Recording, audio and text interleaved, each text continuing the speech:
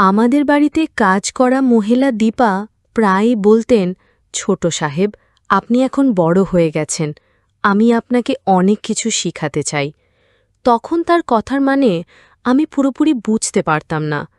একদিন যখন সে আমার ঘরের মেঝে পরিষ্কার করছিল, হঠাৎ তার পা পিছলে গেল। আমি দ্রুত তাকে ধরে আমার বিছানায় বসালাম। তারপর সে আমাকে তার পায়ে মালিশ করতে বলল। যখন আমি তার পায়ে মালিশ করতে শুরু করলাম, দীপা নিচু স্বরে কিছু বলছিলেন। আমার হাত একটু কাঁপছিল, আর আমি চেষ্টা করছিলাম ধীরে ধীরে তার পায়ে মালিশ করতে। কিন্তু আমার ভেতরে একটা অদ্ভুত অনুভূতি কাজ করছিল। মনে হচ্ছিল হৃদস্পন্দন দ্রুত হয়ে উঠছে, আর গলায় কিছু আটকে আছে। দীপা হঠাৎ আমার হাত আলতো করে ধরে বললেন, তুমি তো এখন বড় হয়ে গেছ, কিছু বিষয় নিজে থেকেই শিখে নিতে হবে। তার কথায় আমি থেমে গেলাম।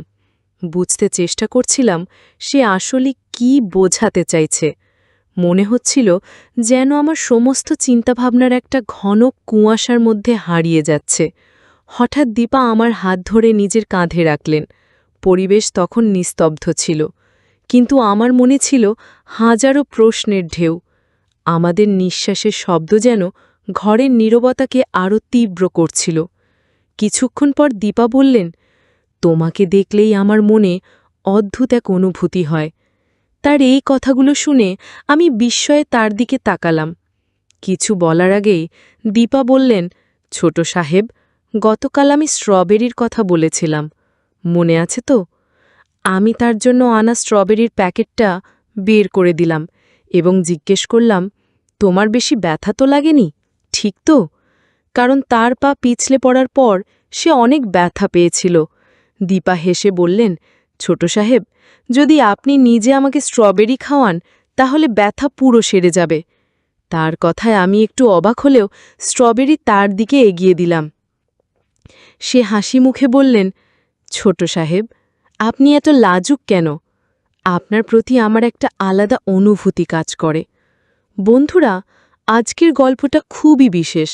আশা করি তোমাদের ভালো লাগবে। প্লিজ ভিডিওতে একটা করে কমেন্ট করো। দীপাকে আমাদের বাড়িতে কাজ করতে আসা আজ 2 মাস হল।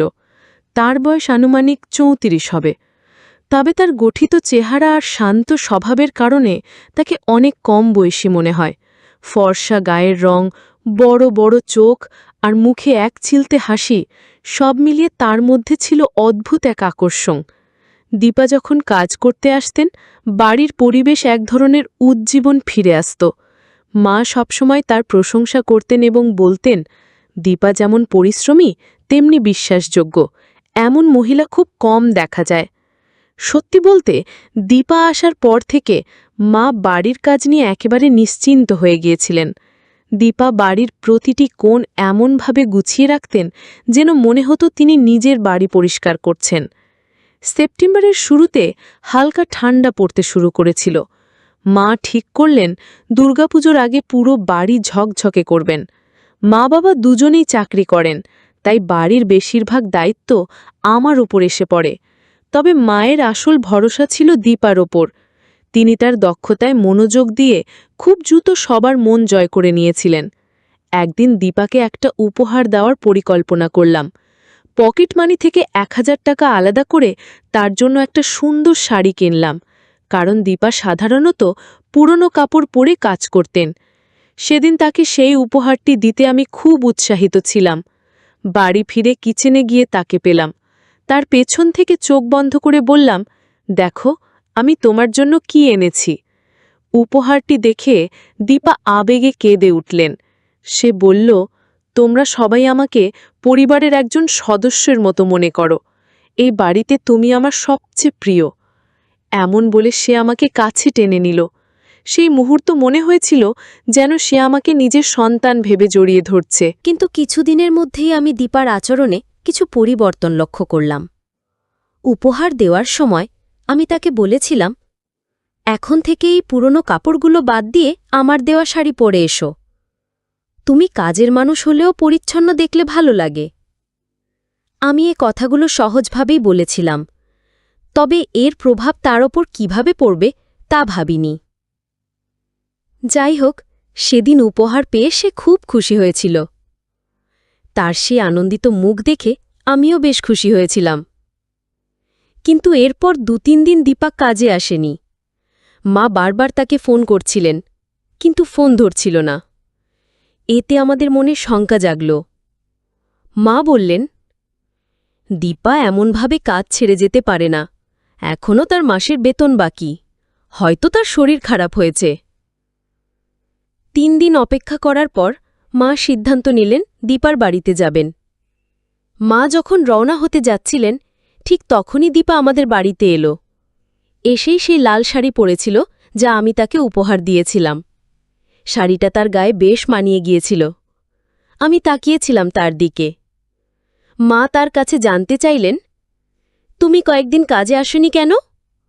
দীপা বলল, গত ২ দিন ধরে ঝড় ছিল, শরীর এতটাই খারাপ ছিল যে বিছানা থেকে ওঠারও ইচ্ছে করছিল না। আপনাদের জানালে চিন্তা করবেন বলে কিচ্ছু জানাইনি, আর ফোনও ধরিনি। এই জন্য আপনাদের অসুবিধার জন্য আমি দুঃখিত। মা বললেন, এখন তুমি কাজে ফিরে এসেছ তাই ঠিক আছে, তবে ভবিষ্যতে এমন কিছু হলে অন্তত জানিয়ে যাবে, না হলে তোমার মেয়েকে এসে কাজ করতে বলবে। আমি খুব ব্যস্ত থাকি, বারবার ডেকে বলার সময় পাই না। মা যেমন তার কাজের প্রশংসা করতেন, তেমনি শৃঙ্খলার ব্যাপারেও কঠোর ছিলেন। তাই মা দীপাকে তার অনিয়মের জন্য সতর্ক করলেন। দীপা মাথা নিচু করে মায়ের কথা শুনল এবং কোনো কথা না বলে কাজে লেগে গেল। ১-২ ঘণ্টার মধ্যে সে আমার এবং মায়ের জন্য টিফিন বানিয়ে দিল। সেদিন আমি কলেজে যাচ্ছিলাম না, কারণ প্রজেক্টের কাজ শেষ হয়নি। ক্লাসে গেলে স্যারের বকুনি খাওয়ার ভয় ছিল, তাই ঠিক করলাম বাড়িতে থেকেই প্রজেক্ট শেষ করব। মা এবং বাবা অফিসে চলে যাওয়ার পর আমি নিজের রুমে বসে প্রজেক্টের কাজ শুরু করলাম। দীপা সেদিন আমার ঘরের ঝাড়ুও দিতে এলো। আমাকে ঘরে বসে থাকতে দেখে সে বলল, তুমি আজ কলেজে যাচ্ছ না ছোট সাহেব? আমি বললাম, না, আজ কলেজ বন্ধ। আমার উত্তর শুনে দীপা আবার কাজে মন দিল। ঝাড়ু দিতে দিতে যখন সে আমার বিছানার কাছে এলো, তখন হঠাৎ তার ওড়নাটি সরে গেল। আমার চোখ সেদিকে গিয়েছিল, তবে সে তাড়াতাড়ি সেটি ঠিক করে নিল। আমি কয়েকবার চোখ সরিয়ে নিলাম। শেষমেশ খানিকটা রাগ দেখিয়েই বললাম, দীপা, কাজ একটু সঠিকভাবে করো, নিজের খেয়াল রাখো। আমার কথা শুনে সে বলল, ছোট সাহেব, আমি তো ঠিকমতোই কাজ করছিলাম, হঠাৎ ওড়নাটা আটকে গিয়েছিল, সরাতে গিয়ে এমন হলো। আপনার দেওয়া শাড়িটা যত্ন নিয়ে রাখতে চাই, টান পড়লে খারাপ হতে পারে। তার কথাই বুঝলাম সে উপহারের শাড়িটা খুব যত্ন সহকারে দেখছে। এটি দেখে আমার ভালো লাগল। তখন আমি পড়াশোনা সাময়িকভাবে বন্ধ রেখে তাকে সাহায্য করতে এগিয়ে গেলাম। যত্ন সহকারে তার আটকে থাকা ওড়নাটি ঠিক করে দিলাম।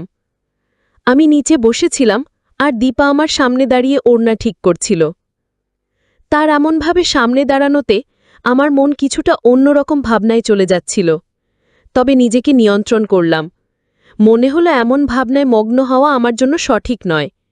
আমি চোখ নিচু করে নিজের জায়গা থেকে উঠে দাঁড়ালাম এবং পড়াশোনায় মন দিলাম। দীপার চোখে একরকম হাসি ছিল। সে আস্তে আস্তে হাসতে হাসতে ঘর থেকে বেরিয়ে গেল। কিছুক্ষণ আগে যা ঘটেছিল সেটা সেখানেই রেখে আবার পড়াশোনায় মনোযোগ দিলাম। তার অনুমান আসলেই সঠিক ছিল। প্রীতমের সঙ্গে কলেজে নানা উল্টোপাল্টা কথাবার্তা হয়েছিল এবং বাড়ি ফিরে দীপাকে সাজগোজ করা অবস্থায় দেখে আমার নজর বারবার তার দিকে চলে যাচ্ছিল। নিজের মনেই বুঝতে পারছিলাম এসব ভাবার বয়স এখনো হয়নি, কিন্তু দীপা আমার প্রতি খুবই উন্মুক্তভাবে আচরণ করছিল। তখন সে কথা থামাচ্ছিল না। তাই বললাম, আমি ঠিক আছি, এবং তাকে বাইরে যেতে বললাম। তারপর কিছুক্ষণ একা বসে গান শুনে মন শান্ত করার চেষ্টা করলাম। এইভাবে কয়েকদিন কেটে গেল। কলেজে প্রীতমের সঙ্গে কথাও হয়নি, তবে সে নিজে থেকে এসে মাফ চাইতে লাগল। আমি রাগ কমিয়ে দিলাম, কারণ পুরনো সব ভুলে যেতে ইচ্ছে করছিল। সেদিন কলেজে 2টো লেকচার ছিল, তাই আমাদের ছুটি তাড়াতাড়ি হয়ে গেল। করণ বলল, আজ টিফিন আনতে ভুলে গেছি, তোর বাড়ির খাবার দারুণ লাগে, আমাকে একটু দিস না? সেদিন আমি টিফিন আনতে ভুলে গিয়েছিলাম, তাই বললাম, আমিও টিফিন আনিনি। কিন্তু করণ বলল, তুই এখনও রেগে আছিস, তাই খাবার দিচ্ছিস না। আমার বাড়ির খাবারের জন্য সে ব্যাকুল হয়ে উঠল, তাই তাকে নিয়ে বাড়ি ফেললাম। বাড়িতে ঢুকতেই দীপা আমাদের জন্য এক গ্লাস করে পানি নিয়ে এলো। তখন খেয়াল করলাম প্রীতম অন্যভাবে তাকে দেখছে, আর দীপার চোখেও কিছুটা ভিন্ন দৃষ্টিভঙ্গি ছিল তার প্রতি। এসব দেখে আমি নিজেকে নিয়ন্ত্রণ করলাম, প্রীতমের পায়ে পা চাপিয়ে দিলাম যাতে তার মনোযোগ সরে যায়। এরপর দীপাকে বললাম, আমাদের জন্য খাবারের প্লেট রেডি করে দাও। খাওয়ার পর প্রীতম দীপার রান্নার খুব প্রশংসা করতে লাগল এবং তার সঙ্গে হাত মেলালো। তার এই আচরণ আমার ভালো লাগেনি, কারণ জানতাম প্রীতমের স্বভাব কেমন। তাই তাকে দীপার কাছ থেকে দূরে রাখার জন্য নিজের ঘরে নিয়ে গেলাম। ঘরে ঢুকতেই প্রীতম বলল, কুনাল, হয়তো আমার কথায় তুই কিছুটা অস্বস্তিতে আছিস, কিন্তু তোর দীপাদি তোকে খুব গুরুত্ব দিচ্ছে, বুঝতে পারছিস? এই বলে সে আমাকে নিয়ে মজা করতে শুরু করল। আমি ওর কথায় হেসে এড়িয়ে গেলাম। কিছুক্ষণ পর সে বাড়ি ফিরে গেল। দুপুরে দীপা আমার ঘরে ফ্লোর পরিষ্কার করতে এলো। আমি বিছানার ধারে বসেছিলাম। যখন সে বিছানার কাছে মুছতে এলো, তখন হঠাৎ ধাক্কা লাগল। আমি সেদিকে না তাকিয়ে অবজ্ঞা করলাম। কিন্তু দিন দিন লক্ষ্য করলাম দীপার আচরণে কিছুটা পরিবর্তন আসছে। সে আমার আশেপাশে থাকার চেষ্টা করছিল, যা স্বাভাবিক মনে হচ্ছিল না। এরপর কিছুদিন এইভাবেই কেটে গেল। মা বাবা প্রতিদিন সকালে অফিসে বেরিয়ে যেতেন, আর আমি কলেজে যেতাম। একদিন কলেজে যাবার প্রস্তুতি নিচ্ছিলাম, আলমারি থেকে শার্ট খুঁজছিলাম। ঠিক তখনই দীপা টিফিন নিয়ে ঘরে এলো। সে আমার ব্যাগে টিফিন রেখে দিল এবং আলমারির পাশে দাঁড়িয়ে শার্ট খুঁজে বের করে নিজের হাতে এগিয়ে দিল। শার্ট বদলানো পর্যন্ত সে ঘরেই দাঁড়িয়েছিল, এমনকি আমার পোশাকের বোতাম লাগাতেও শুরু করল। আমি বারবার তাকে দূরে সরানোর চেষ্টা করছিলাম। শেষমেশ বলেই ফেললাম, আমার কাছ থেকে দূরে থাকো, আমার একটু লজ্জা লাগছে। সে হেসে বলল, ছোট সাহেব, আপনার এই বয়সে লজ্জা পেতে নেই। তার ইঙ্গিত তখন বোঝার মতো বুদ্ধি ছিল না। এরপর সে বলল, সেদিন আপনার যে বন্ধু এসেছিলেন তাদের কাছ থেকে কিছু শেখা উচিত। আমি মৃদু হেসে মাথা নেড়ে এড়িয়ে গেলাম। তার পরামর্শ অনুযায়ী কলেজে রওনা দিলাম। বাড়ির তলা লাগাতে গিয়ে দেখি দীপা আমাকে থামিয়ে বলল, ছোট সাহেব, আমার স্ট্রবেরি খেতে খুব ইচ্ছে করছে, আপনি কি আমার জন্য আনবেন? আমি হেসে সম্মতি জানালাম। ফেরার সময় নিয়ে আসব বলে বেরিয়ে গেলাম। বাবার কথা শুনে দীপা পাল্টা জবাব দিল, মালিক, আমিও ভাবিনি যে আপনি এতটা দূর যাবেন। দীপা আরও বলল, আপনি তো আমার ছোট মেয়ের প্রতি খেয়াল রেখেছিলেন, তার পাশে বসে তাকে খাবারের লোভ দেখিয়ে তার কাছে থাকার চেষ্টা করেছিলেন। কয়েকদিন ধরে আমার মেয়ে অস্বস্তিতে ছিল। ডাক্তার দেখানোর পর জানা গেল তার শরীরে কিছু অস্বাভাবিকতা তৈরি হয়েছে। আপনার মতো একজন প্রাপ্তবয়স্কের আচরণের জন্য আমার মেয়ের কোমল মনের ওপর গভীর প্রভাব পড়েছে। যখন জানতে পারি তার এই অবস্থার জন্য কে দায়ী, তখন থেকেই প্রতিশোধ নেওয়ার ইচ্ছে ছিল। কিন্তু আজ যখন আপনার নিজের সন্তান এই সমস্যায় পড়ল, তখন আপনিই আমাকে দোষী করতে চাইলেন। দীপা যখন এই কথাগুলো বলল, আমি চমকে উঠলাম। তারই গল্প আমাকে সম্পূর্ণ বিভ্রান্ত করে দিল। ভাবছিলাম কিভাবে সে এত দূর গিয়ে এমন মিথ্যে কথা বলতে পারল। বাবা মাও তার কথাগুলো বিশ্বাস করতে পারলেন না এবং তাকে ধিক্কার জানিয়ে সেখান থেকে চলে যেতে বললেন। তখন দীপা জানালো, আপনার ছেলেটি আমার সঙ্গে অসৎ আচরণের চেষ্টা করেছে। এর প্রমাণ হিসেবে আমার কাছে একটি ভিডিও ক্লিপ আছে। আগে থেকেই আমার ফোনটি ভিডিও রেকর্ডিংয়ে সেট করা ছিল। ভিডিওটি বাবা মার সামনে দেখিয়ে দীপা বলল, এখন আমি আপনার ছেলেকে শাস্তি দিতে চাই, তাকে কারাগারে পাঠিয়ে দেব, যাতে আপনারা বুঝতে পারেন কত বড় ভুল করেছেন। এই পরিস্থিতি দেখে বাবা স্তব্ধ হয়ে গেলেন। দীপার পায়ে পড়ে ক্ষমা চাইতে লাগলেন। তিনি বললেন, দীপা, আমার ভুল হয়েছে, আমাকে ক্ষমা করো, কিন্তু আমার ছেলেকে এই পরিস্থিতিতে জড়িও না। সে আমাদের সবকিছু, সে না থাকলে আমাদের বাঁচার কোনো মানেই থাকবে না। তোমাকে অর্থ দেওয়ার জন্য আমি প্রস্তুত, কাল থেকেই তুমি আর এখানে কাজ করতে আসবে না। এই টাকাটা নিয়ে সবকিছু ভুলে এখান থেকে চলে যাও। কিন্তু দীপা অর্থ নয়, ন্যায় বিচার চাইছিল। বাবা যখন নিজের দোষ স্বীকার করলেন, মা রেগে গিয়ে বাবাকে একটি চড় মারলেন। তিনি দীপার পাশে দাঁড়িয়ে বললেন, তোমার মেয়ের প্রতি যে অন্যায় হয়েছে, আমি তার বিচার চাই। আমি সত্যের পক্ষে থাকব, যাই হোক না কেন। দীপা মায়ের কাছে এসে কান্নায় ভেঙে পড়ল এবং আমার কাছেও ক্ষমা চেয়ে বলল, ছোট সাহেব, আপনি আমার কাছে সন্তানের মতো। আমি আমার মেয়ের জন্যই এই কাজটি করতে চেয়েছিলাম। আমার কখনো আপনার প্রতি কোনো খারাপ দৃষ্টিভঙ্গি ছিল না। যখন সন্তানের কথা আসে, তখন মায়েরা কঠিন হতে বাধ্য হয়। তার কথাগুলো শুনে আমিও তাকে ক্ষমা করে দিলাম। বুঝতে পারলাম সে সত্যিই তার মেয়ের জন্য লড়াই করছিল এবং কোনো ভুল করেনি। আমরা সবাই একে অপরকে বুঝে পরিস্থিতির সমাধান করলাম এবং নতুনভাবে একে অপরের পাশে থাকার সংকল্প করলাম। গল্পের বার্তা, এই গল্পটি দীপা নামে গৃহকর্মী এবং তার ছোট সাহেবের মধ্যে ঘটে যাওয়া কিছু অনাকাঙ্ক্ষিত আবেগ ও জটিলতার মাধ্যমে সমাজের গুরুত্বপূর্ণ বার্তা তুলে ধরে। গল্পটি আমাদের শেখায়, প্রতিটি সম্পর্কের নিজস্ব সীমা রয়েছে।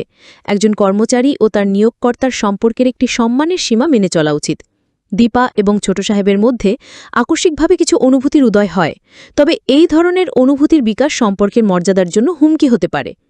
আমাদের মানসিক দুর্বলতা থাকলেও সেটিকে সঠিকভাবে পরিচালনা করাই সবচেয়ে গুরুত্বপূর্ণ। গল্পের সবচেয়ে বড় শিক্ষা হল সম্পর্কের মর্যাদা ও সীমা রক্ষা করা কতটা অপরিহার্য। না হলে কেবল সম্পর্কই ক্ষতিগ্রস্ত হয় না, বরং মানসিক ও আবেগীয় সমস্যাও তৈরি হয়। বন্ধুরা, যদি এই গল্পটি ভালো লেগে থাকে তাহলে দয়া করে ভিডিওটি লাইক করুন এবং আমাদের চ্যানেলটি সাবস্ক্রাইব করুন। পাশে থাকা বেল আইকনটি প্রেস করুন যাতে আমাদের নতুন ভিডিও নোটিফিকেশন সবার আগে আপনার কাছে পৌঁছে যায়। ধন্যবাদ। দেখা হবে আমাদের পরবর্তী ভিডিওতে।